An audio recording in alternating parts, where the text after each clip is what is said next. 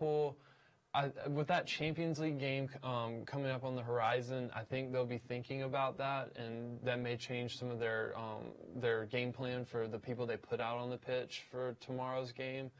But I just don't think that Burnley have enough firepower, and I think Liverpool will probably, like Man City, maybe escape with a 1-0 or 2-0, maybe 2-1 kind of game. So I think Liverpool will get the win. All right.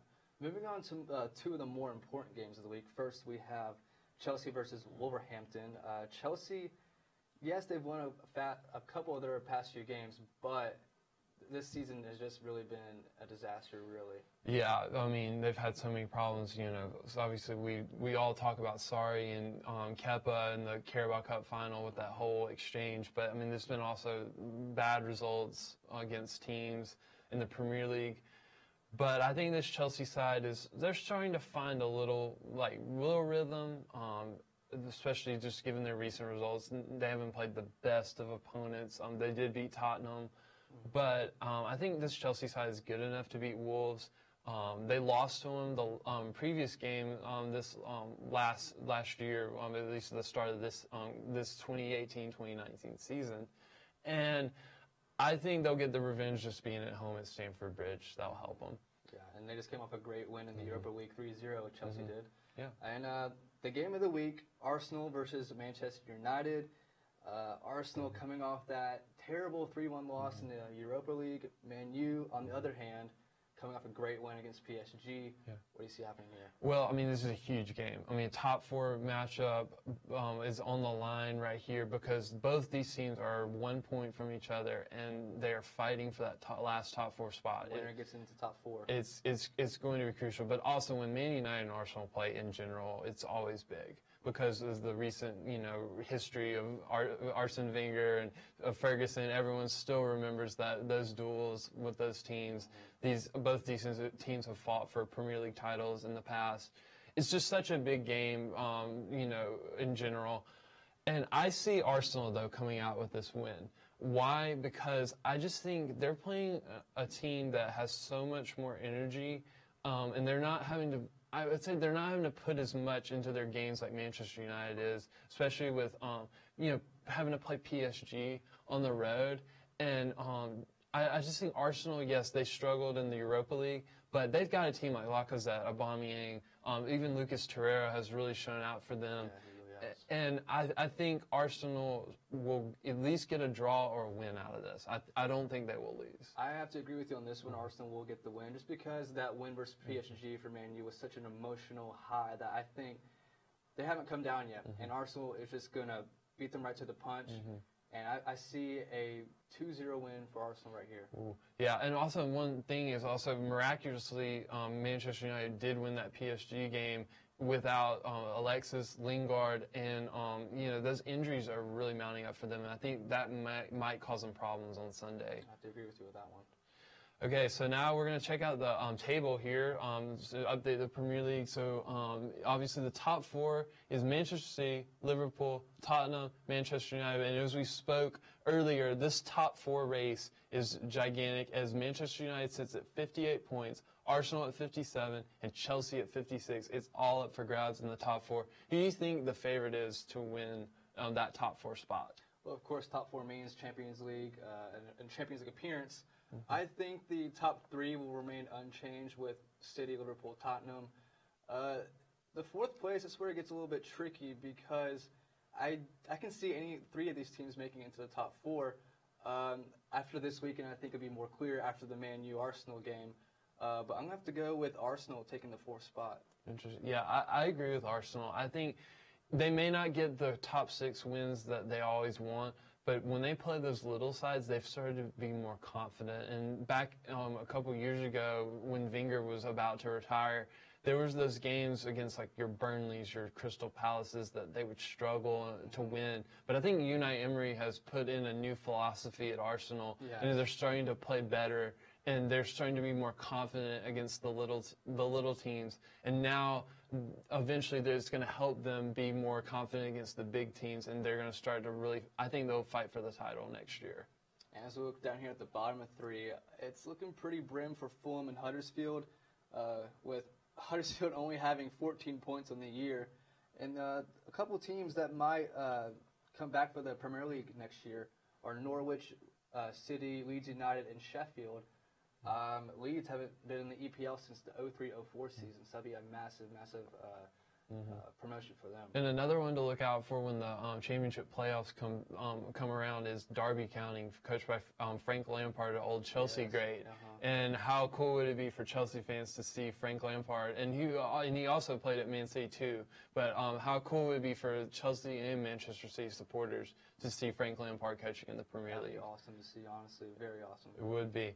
All right, so now we're going to flip on over to MLS as the opening weekend has begun last weekend. A lot of storylines going on in the league, and really it's revolving around Zlatan Ibrahimovic. And I want to get this right, because Zlatan, quote as saying, "I want to break all of the MLS records." And I think he has a great chance of doing that. I really think that he can lead LA Galaxy back to the playoffs after that heartbreak final game of the year back in October. Who do you think will be in the title game at the end of the year? Well, I actually think Zlatan will make it with the LA Galaxy. Last year I think they were very hyped up, and, Ibrahimovic came on the field in the El Tráfico against LAFC and scored a wonder goal, and everyone, was like, is this the start of, greatness? And it was. He scored phenomenal goals after that. But, unfortunately, when the playoffs came around, they seemed tired. They were really lax, and they fell apart. And they could have made it, but Houston put them out of the playoffs, and it was tough. But come this year, I think they come in with new energy, new mentality. Ibrahimovic scored that goal in their win last week against Chicago Fire, and I think he's going to be more motivated this year. And LAFC is going to challenge them. I think their crosstown rivals will have a really good season this year. LAFC's having a phenomenal year, but I think LA Galaxy will be the Western Conference champions. And then on the East side, everyone's looking at Atlanta United. But the problem is they've struggled right now because of CONCACAF Champions League. And it's happened to Toronto this past year. Toronto got in the CONCACAF Champions League, and the thing was they were playing too many competitions. It wore them out. Their players weren't fit as, maybe players over in Europe are. It's really tough for American sides to play in CONCACAF Champions League. And Atlanta lost 3-0 this week in Monterey, and it killed them. Not only, they also lost the first game of the season to DC 2-0, and that's not good for a team that just won the MLS Cup. But it is an early season. I'm not saying Atlanta can't make the playoffs. I think they can. There's 6 spots. They can make one of the 6, in my opinion. But I don't think they will be in the Eastern Conference Champions Circle. I think on the Eastern side, it's going to be a surprise from Wayne Rooney and DC United.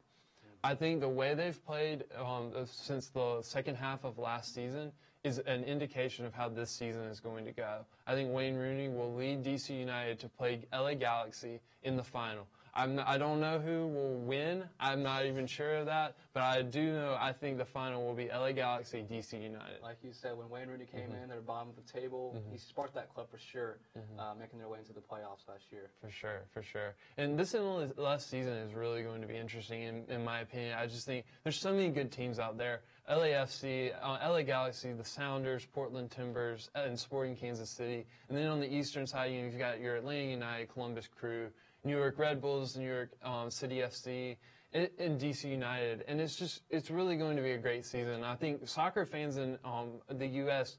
really should get behind their local clubs if they have them, because it's really going to be interesting. And the more and more years to come, there's going to be more teams such as Austin, Texas is bringing in a club, and Miami is going to bring in one this year. And Cincinnati's new to the league this year. So FC Cincinnati will be playing MLS soccer this year. So it's going to be a great season. I think U.S. fans should be ready. I think they should be as well.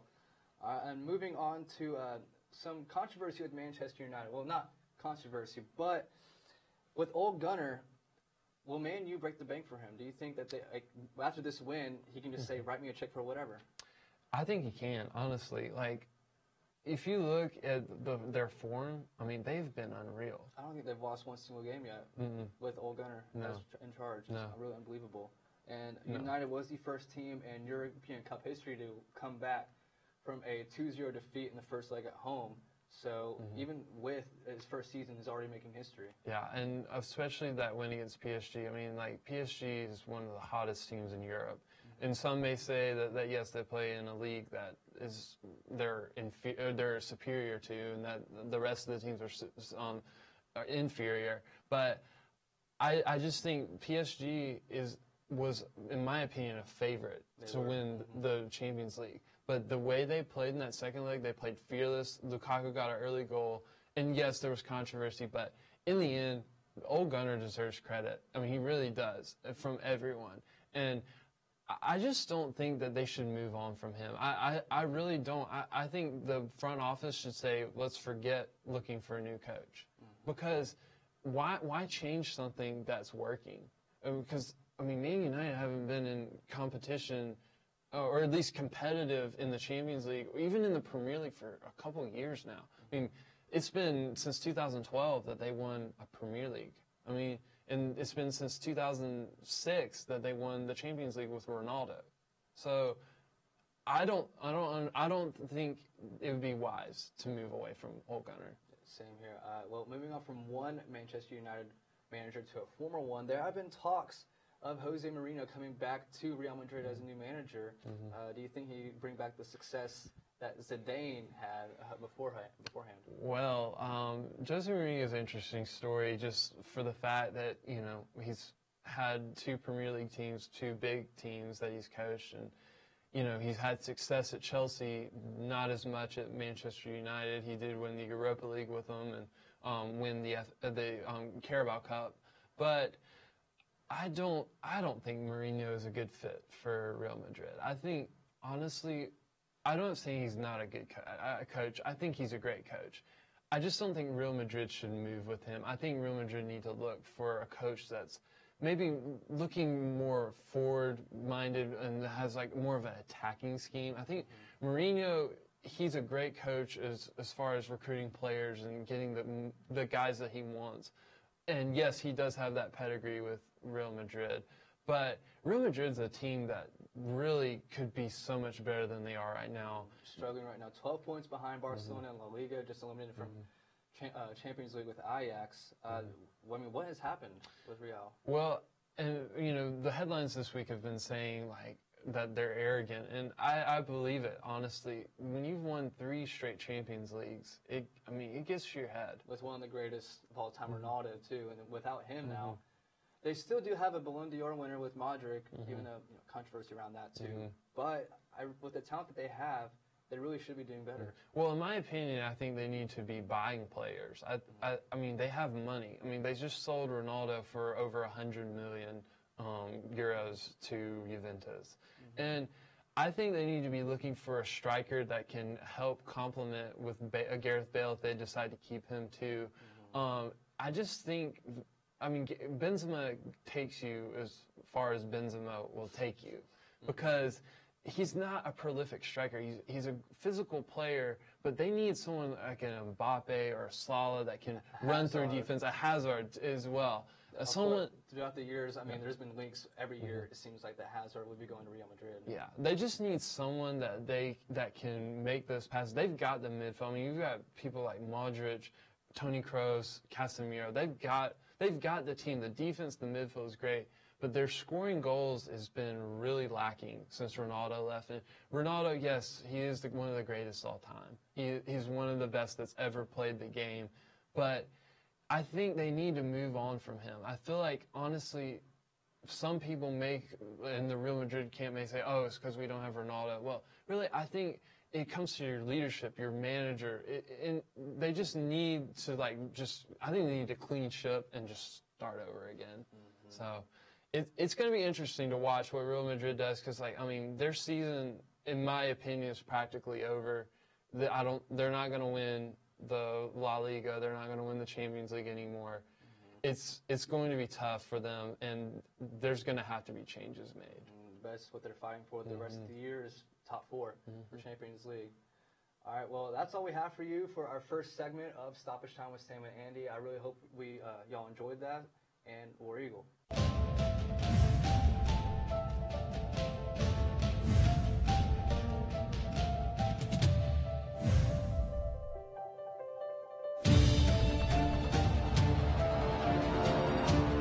Hello, and thank you for joining us. We're here in Montgomery for a special edition of Plain Talk here on Eagle Eye TV. I'm your host, Ken Ward, and we're joined today by Governor of the state of Alabama, Kay Ivey. Thank you so much, Governor, for joining us. Well, thank you for having me. My first question is, a recent poll by the Morning Consult listed you as the third most popular governor in the nation. You took over from one of the nation's most unpopular governors. How have you been able to change the public's view of Alabama's state government? Well, certainly most governors have 3 months to transition. I had 3 hours. But I was prepared as lieutenant governor, having been in that office for 6 years. And so I knew a lot about the issues. And one of the biggest things I needed to do was reestablish a working relationship with the members of the legislature, with the executive branch. That had gone lacking for quite some time. So I certainly did that at the outset. And I focused on being effective and efficient and stabilizing the ship of state, if you will.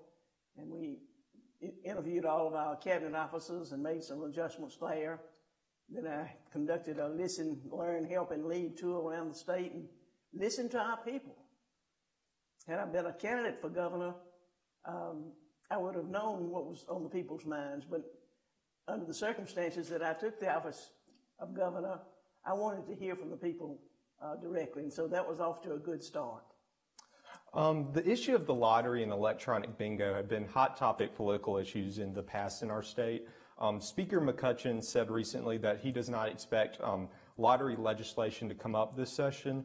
What is your opinion on the lottery, and would you ever be in favor of possibly legalizing casino gaming, which has been proposed in the past by President Pro Tem Del Marsh? Well, the lottery has a lot of popular support around, but there's no such thing in Alabama as a simple lottery. And if you repeal the laws on the book now to allow for a simple lottery, you would open the door for table gaming and that sort of thing, and that's not a very good way to pursue to get finances. We may need some more money from time to time, but we can be better stewards of our money. We don't have to have gambling to get it done. I know former Governor Bentley even floated the possibility of doing a compact with the Porch Creek Indians. Is that something that you would ever propose to the legislature? I don't know about would ever, but that's not on my radar screen right now. A bill currently sponsored by Senator Greg Albritton would eliminate the Alabama State School Board and move control to an appointed board that would be appointed by the governor. As the president of the state school board and as a former public school teacher, do you think this is a possible solution to the chaos we've seen at the State Department of Education in the past several years? Well, I'm proud that I became quickly known as a governor who focused on education. And I spent a lot of my time in my role as president of the State Board of Education. And there's no question that there's been 4 superintendents in the last 2 years, and that's not a good record.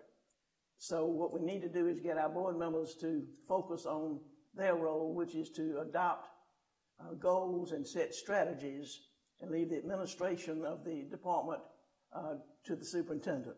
Now, because we don't have a full-time superintendent right now and in the process of searching for one, it's not appropriate that I should comment on that right now because I don't want to do anything that would impede finding the right, best, capable person as superintendent. What would you, as president of the school board, want to see in the next superintendent that's hired eventually? Well, there's a lot of categories, and we've engaged a search firm to interview each one of the board members to get their respective criteria that they would wish to see. And some of the things that I listed was, number one, have had experience with success of managing a very large educational enterprise. And I want them to be specific in telling me what successes they had in that role, because the bigger the department is, the more often you've got to break it off into silos and you're really getting less done rather than more. So I want to be sure that our next superintendent has broad experience but has measurable results that he or she can point to. Alabama's highly anticipated Medicaid RCO reform effort was abandoned by the state Medicaid officials back in July due to some uncertainties regarding federal funding and policy. How do you propose the state reform its growing Medicaid cost?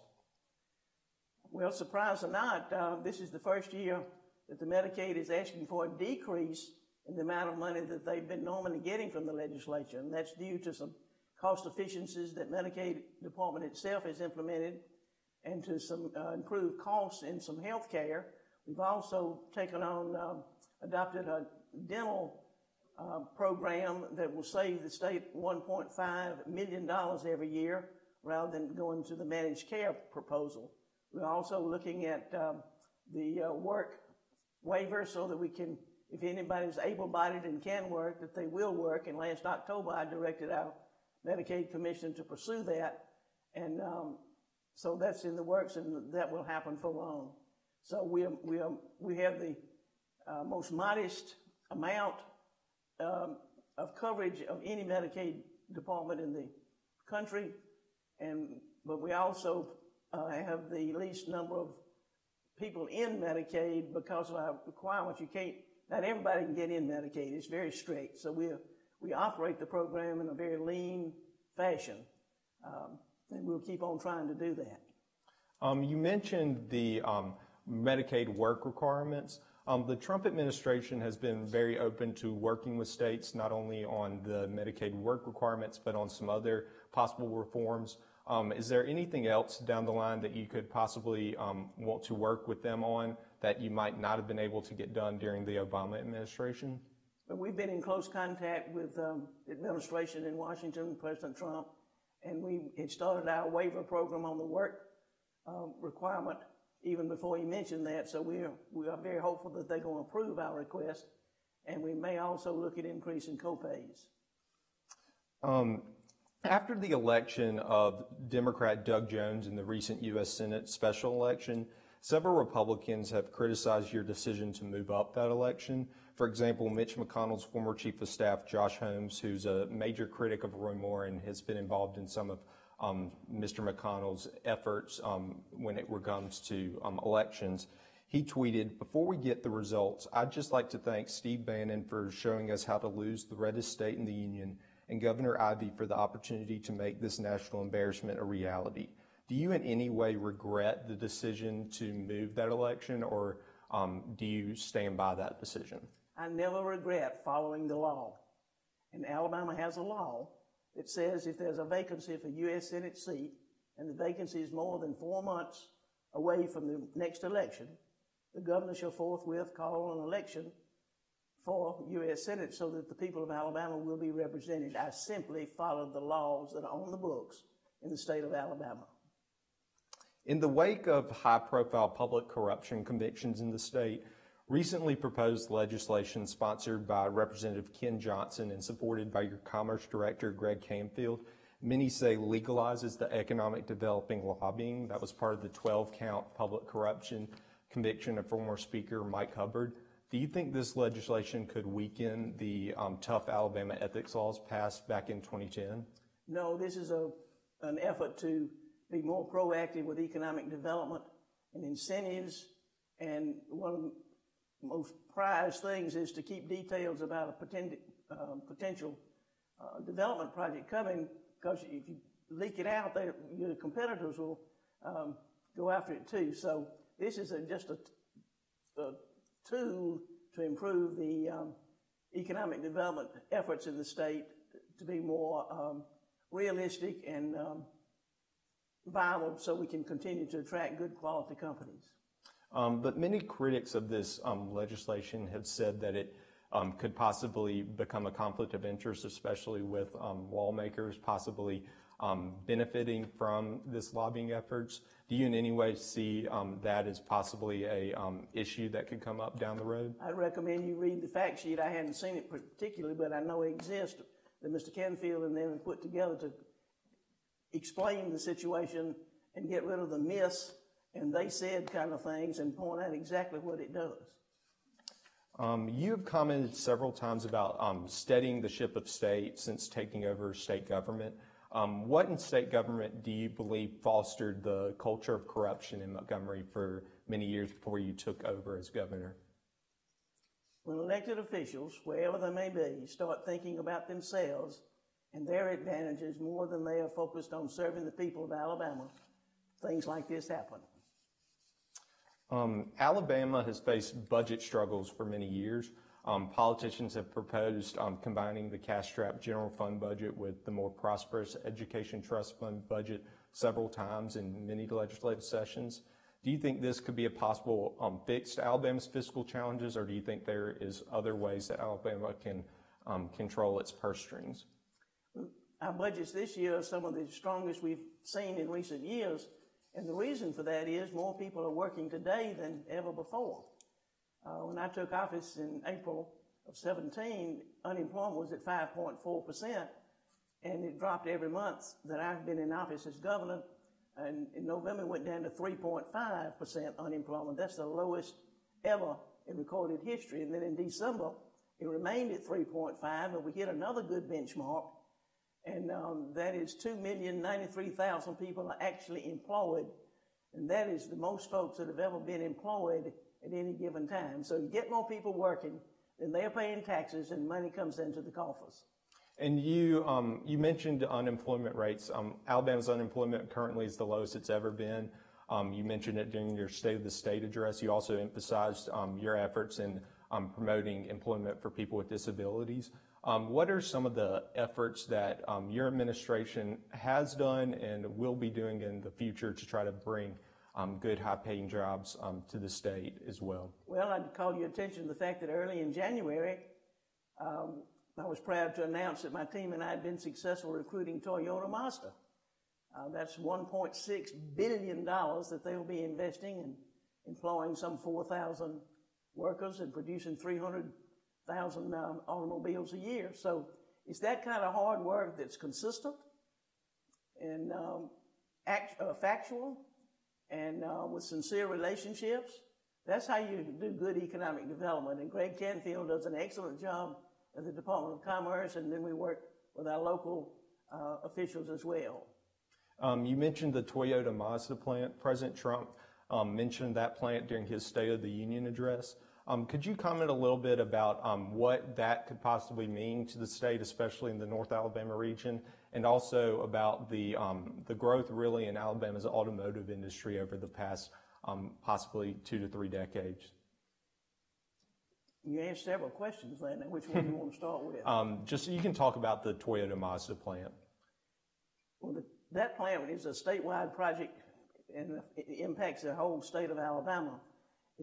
It's not a North Alabama project. It's going to be located in Limestone County, but it's going to have a direct impact all over Alabama. And one of the reasons I think Alabama was chosen by Toyota Mazda instead of North Carolina is our workforce that's in place now. Plus, we have a proven track record of being successful with automotive industries. And also with Toyota Mazda, their contract or their proposal has a workforce development component to it. So when you've got an excellent workforce and people know that you're working hard to prepare the current workforce for the jobs of tomorrow already, that's impressive to folks that are looking to hire. So I think that Toyota Mazda will impact the state in a variety of good ways, and we also have a real strong network of suppliers. Alabama's prisons have been criticized for their overcrowding and poor conditions. Of course, this didn't start during your administration. This has been something that's been ongoing for the past several decades. Last year, lawmakers proposed spending $800 million towards building new mega prisons. Do you think this large expenditure is the best way to fix our prisons, or do you think we need to implement more sentencing reform like our state has done in the past and like other states have done? Well, that proposal that you mentioned was before the legislature 2 sessions, and they weren't able to deal with it. So what do you think? It probably will not pass. I know it passed the Senate, but I don't think, do you think it's the House that's keeping that, or do you think? Well, think about it. Every legislator, or most legislators, have prisons in their district. there's no way that they can make a decision to close one down or consolidate one, and then if you propose to build new ones and it's not in their district, they're going to buck. So you got to find another way. So this is an Alabama problem, and it must be solved by Alabama folks, leaders in Alabama. So I've asked the legislature if they'll address the court order and the court's concerns about providing monies to hire the adequate number of correction staffing and also medical and mental health professionals to work in the prisons. So I've asked for $30 million supplemental in the 18 budget and $50 million in the 19 regular budget to address these staffing concerns that we have, because we must satisfy the court that we are serious as we can be in Alabama to fix this problem. And then as the chief executive officer of the state, I have certain latitudes that I can take with issuing RFPs, and we've got a project management firm that is drawing up an RFP to engage some private firms, and we'll select one of those to build the infrastructure. So there are other ways than just asking the legislature to make that decision, since they've addressed it twice and weren't able to do so. Being from Wilcox County, I know you're aware of the large amount of poverty in Alabama's Black Belt region. I know Governor Bentley really tried to emphasize poverty not only within his State of the State addresses in the past, but also through some offices he helped establish. While we know government cannot solve the longstanding issues that have caused poverty in the region alone, what ways can the state possibly partner with other organizations to address Black Belt poverty? Well, number one, in commerce, with the new Alabama Jobs Act that we revised shortly after I took the oath of office, in the legislature, we're encouraging businesses to go into rural areas. I know Mercedes-Benz has moved into Bibb County, and another firm has moved into Jasper, and so the International Paper has changed operations and will stay in Dallas County. And we've got a number of those kinds of things. So getting jobs to our people and helping local folks get prepared to be able to support those jobs is my preference and way to go to do that. Thank you so much, Governor Ivey, for joining us. And we appreciate you for taking time out of your busy schedule to talk to our viewers. Thank you so much. Thank you so much. Good evening and welcome to Eagle Eye on Channel 6. Tonight we're going to be playing Auburn Feud. My name is Hayden Desmond and I'll be your host. We're going to play 3 rounds. Your first round is going to be out of 100 points. Your second round is going to be doubled. Third round will be tripled. And at the end, whoever has 300 points will be the winner. So, first question, give me Julia and give me Lydia.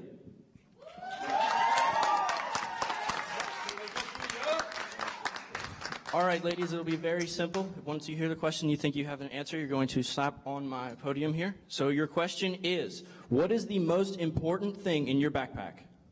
Laptop.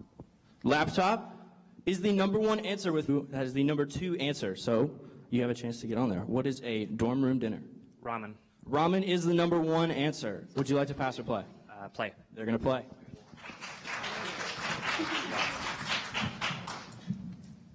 All right, Erica, name a dorm room dinner. Pizza. Pizza is not on there. I'm sorry. Slowing you back up again. Name a dorm room dinner. Frozen dinner. Frozen dinner is on there for 2 points. Name me a dorm room dinner. Pop-Tarts. Pop-Tarts is not on there. Strike 2. I'm sorry. And back up to you. Name me a dorm room dinner. Cereal.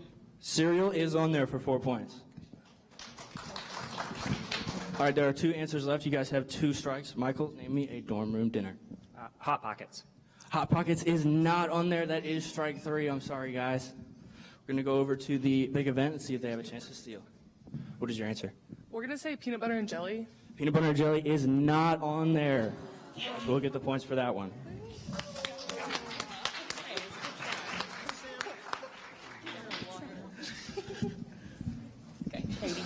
Katie and Erica, yes. All right, ladies, name the best restaurant on campus. Chick-fil-A. Chick-fil-A is the number 1 answer with 192 points. All right, Sloan, name the best restaurant on campus. Panda. Panda is not on the list. I'm sorry.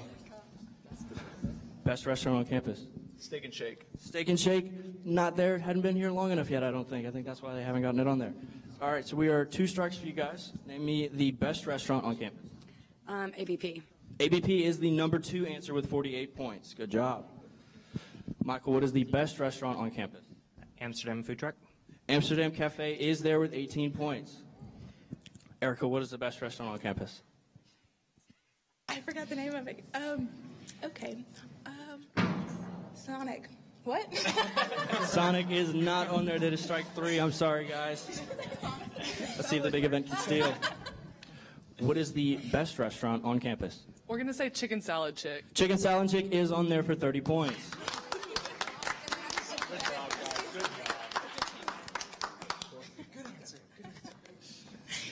I told you I was gonna do. All right, so after 3 questions, the winner of this round goes to the big event. They have scored over 300 points. Good job, guys. Thank you guys for coming out. You guys are great.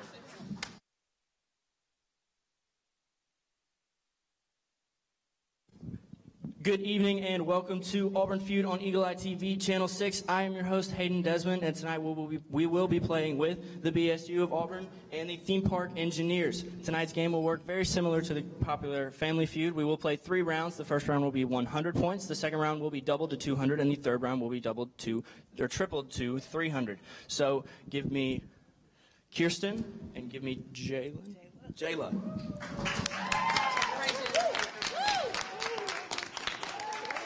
All right, ladies, your question is, what is a student's favorite Auburn tradition? Rolling tumors. That is the number 1 answer, rolling tumors. We're gonna play. You're going to play.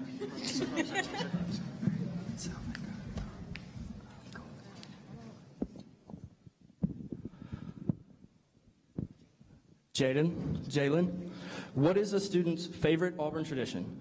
Singing the alma mater. Singing the alma mater is not on there. I'm sorry. That's strike 1. No, good answer. Good answer. Jordan, what is a student's favorite Auburn tradition? Participating in Heyday. Participating in Heyday is not on there either. I'm sorry. That is strike 2. Jay?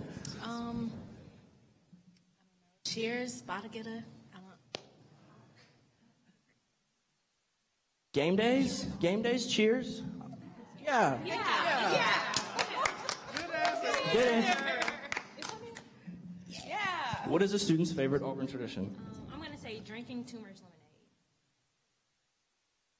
Drinking tumors rolls into the category with tumors. That was said first, so that is tumors. Tumors. Okay. So that is going to be a strike. I'm sorry. So we're going to go over to the Theme Park Engineers, and we're going to see if they can get a chance to steal. What is a student's favorite Auburn tradition? Flying the eagle on the stadium. Eagle Flight is on there at number 2, so they do steal.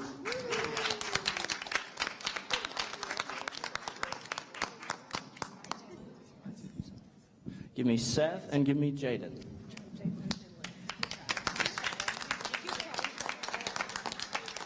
Okay, fellas, you just got a new phone. What is the first app you're going to download? Snapchat. Snapchat is on there at number 2. What is the first app you're going to download? Facebook? Facebook is not on there. I'm sorry. Would you like to pass or play? We're going to play. They're going to play.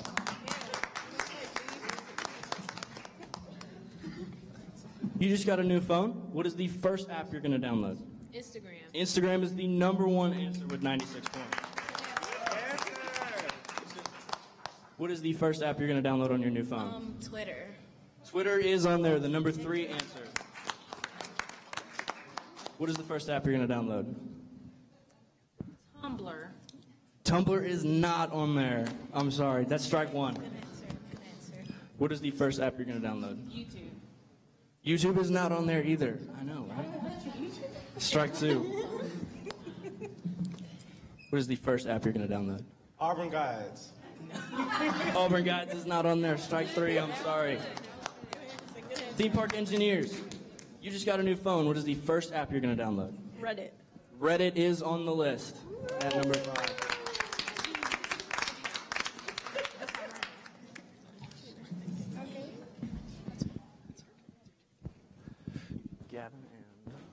Give me Gavin and Jordan.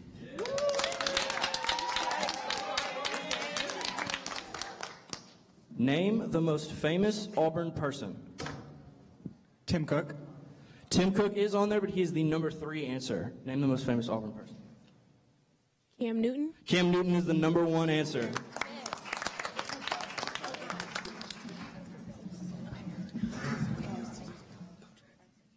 Who's the most famous Auburn person? Octavia Spencer. Octavia Spencer is on there, number 5 with 21 points. The most famous Auburn person? Bo Jackson. Bo Jackson is the number 2 answer with 75 points. Who's the most famous Auburn person? The guy who shot Derek from Grey's Anatomy. What's his name? Really? He went to Auburn. Unfortunately, the guy who shot Derek from Grey's Anatomy is not on the list. What's his name? Strike one. That was a good. I like that answer. Who's your most famous Auburn person? Charles Barkley. Oh, yeah, sports. Yeah. Surprisingly, Charles Barkley is not on there either. Oh, All right. 2 strikes. 2 strikes. Who is the most famous Auburn person?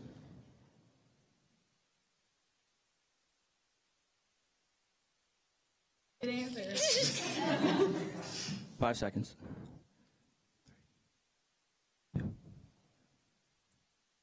Pat Dye. Pat Dye's not on there either. This is a weird list, especially. Theme Park Engineers, we're throwing it back over to you. Who is the most famous Auburn person? Gus Malzahn. Gus Malzahn is not on the list. That round goes to BSU.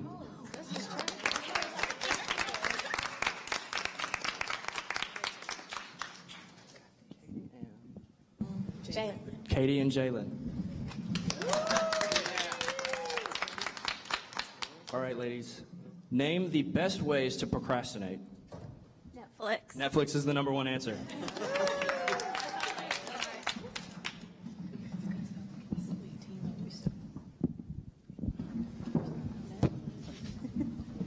Name the best way to procrastinate. Reddit. Reddit is not on the list. I'm sorry, that's strike 1. What is the best way to procrastinate? Instagram. Instagram's not on there either. Yeah, surprising. That's strike 2. What is the best way to procrastinate? Cleaning? I'm sorry, cleaning is not on there. Go over to BSU, see if they have a chance to see it.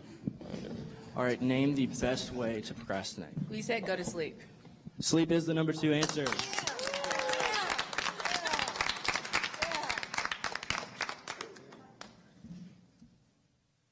All right, after 4 rounds, many questions, and great answers, BSU has come out of this round the winner. You're watching Auburn Feud, Eagle Eye TV, Channel 6.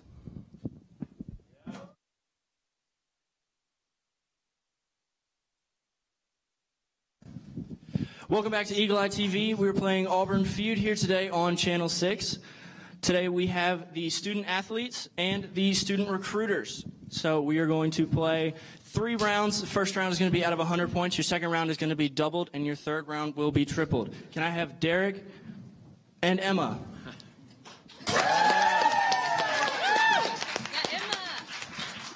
All right, guys. Name me a reason you're late to class. Overslept. Overslept is the number 1 answer. Would you like to pass or play? Pass. Pass? Okay. We don't answer. The other person. All right, Owen. Name me a reason that you're late to class. I'm going to say you'd be late to class because you don't know what the classroom is. Unfortunately, that is not on there. I'm sorry. That's strike 1. Juliana, Anna, name me a reason you're late to class. I got stuck in the Chick-fil-A line. Stuck in the Chick-fil-A line or stopped for breakfast. That is the number 3 answer. Hadley, what is a reason that you're late to class? You missed the transit? Transit is the number 2 answer. All right, Matthew, y'all are on a roll. Let's see if you can keep it going. Name a reason you're late to class. Couldn't find a parking spot. Couldn't find a parking spot is not on there. I'm sorry. All right, Emma, back to you. Name a reason you're late to class. Because you forgot. Because you forgot, didn't want to go. Number 4, that's on there. Yes. All right, Owen. Name a reason you're late to class. I would say you're late to class because you thought about skipping. Thought about skipping. Not on there. I'm sorry. Is that 3 strikes? All right, so that is y'all's 3rd strikes. We're going to go over to the student athletes, see if they can steal. What is the reason that you're late to class? Traffic. Traffic is on there, the final answer.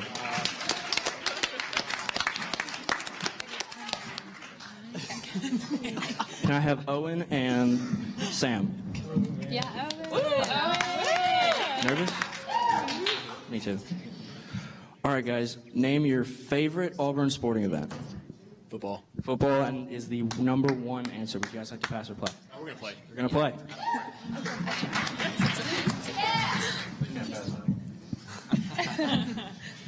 All right, Juliana. Name me your favorite Auburn sporting event. I'm going to say Auburn gymnastics. Auburn